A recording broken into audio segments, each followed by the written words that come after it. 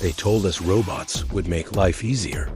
So why does it feel like they're lining up to steal our jobs? You've probably heard it everywhere. AI is coming for your job. One day, you're clocking in, and the next, your replacement's name is ChatGPT 9000. But is this panic legit? Or are we falling into the same old fear trap we've seen every time new tech shows up? In this video, we're digging deep into what AI actually means for your future paycheck, not clickbait panic, but real answers. And trust me, what we found might surprise you. Let's roll back the clock a bit.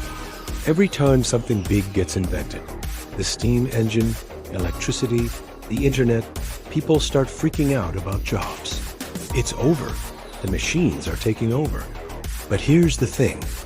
History says otherwise. When tractors replaced farm hands, sure, jobs were lost. But suddenly, you had mechanics, factory workers, and food transport companies.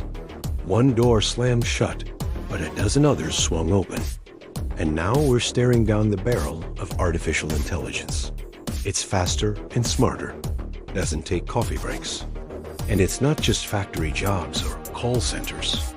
Agnes is diagnosing diseases, even designing buildings. So yeah, it's normal to be a little freaked out. According to a 2023 McKinsey report, by 2030, as many as 375 million workers may need to switch jobs due to automation. That's nearly the entire population of the United States. But hold on, switching jobs doesn't necessarily mean being unemployed. It means retraining, reskilling, and adapting. Kinda like when we stopped riding horses and started building cars. The truth? AI won't wipe out all jobs. It'll change how we work. Think about this. When a team is rolled out, people predicted bank tellers would vanish. Instead of handling cash, they became more focused on customer service and account management. But guess what? Tellers didn't disappear. Their job changed. It freed them up for better tasks, more human tasks. And AI is the same deal. It's amazing at crunching numbers, summarizing data, and automating repetitive tasks. But creativity? Empathy? Critical thinking? Not so much. That's why industries like healthcare, education, mental health, and the arts, they aren't going anywhere. In fact, they might grow. Someone's got to train the eye. Someone's got to make ethical decisions about how it's used. Someone's got to clean up the mess when it screws up. Plus, new careers are already emerging. Prompt engineers, AI ethicists, synthetic data architects. Those jobs didn't exist 5 years ago, and now they're six-figure gigs.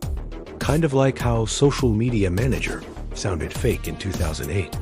But let's not sugarcoat it. This shift won't be painless. Layoffs have already hit industries like tech support, content writing, and logistics. If your entire job is typing data into a spreadsheet or checking boxes on a form, yeah, I can do that better. And companies know it. The scary part isn't that AI can replace jobs. You've probably seen those headlines. But here's where the real challenge kicks in.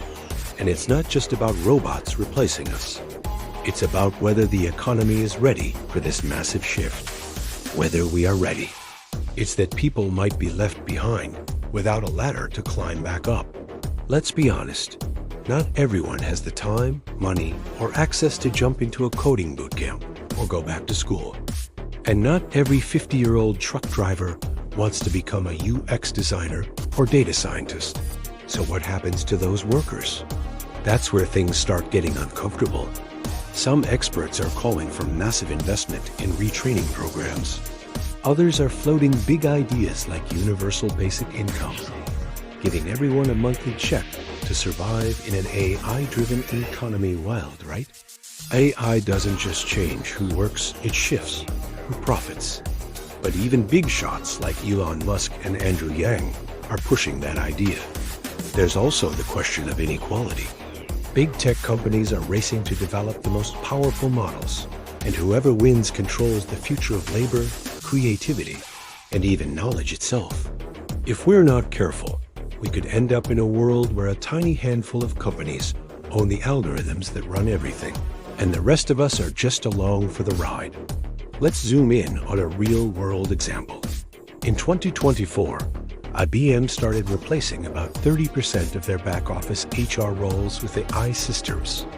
These weren't robots with glowing eyes. They were simple programs that handled onboarding, payroll questions, and even conflict resolution scripts. Experts say we need a few things, and fast. First, education needs a massive reboot. Meanwhile, the employees left behind were expected to train the very tools that would eventually replace their coworkers. That's rough. But then there's Amazon, who is using AI to optimize warehouse operations. Some workers say it's helped them by reducing the need for micromanagement and speeding up dull, repetitive tasks. Others say the algorithms push too hard, too fast, like having a manager that never sleeps, never blinks, and never cares if your back hurts. Two sides of the same coin. So what do? We still teaching kids how to write essays by hand when AI can do it in 10 seconds. Instead, we need to teach kids how to think critically, solve problems, and work alongside AI tools. Because it's not about fighting the machine. It's about learning how to drive it. Second, we need better safety nets. If workers get displaced, there should be systems in place to help them get retrained without going broke. That means affordable education, mentorship programs, and maybe even paying people while they reskill. Third, and this is huge, we need transparency. People deserve to know when AI is being used, how it affects them, and who's accountable when it makes mistakes. Think about it. If an eye denies your loan or misdiagnoses your illness, who's to blame? Right now, it's murky. This is about more than just economics. It's about trust. And if we don't get that right, the whole system falls apart. Now here's the kicker. This isn't the first time humanity has faced this kind of disruption. When electricity was invented, people lost jobs lighting street lamps and working steam machines. If we leave it all up to billion-dollar companies and ignore the rest of the world, the future will suck for most people. But within a few years, we had electricians, engineers, and electric-powered everything. When the internet arrived, newspapers panicked. But then came blogs, YouTube, e-commerce, and remote work. Yes, change is scary. The real question isn't, will AI take our jobs? But it also brings opportunity. It's, will we be smart enough to adapt? Because here's the truth.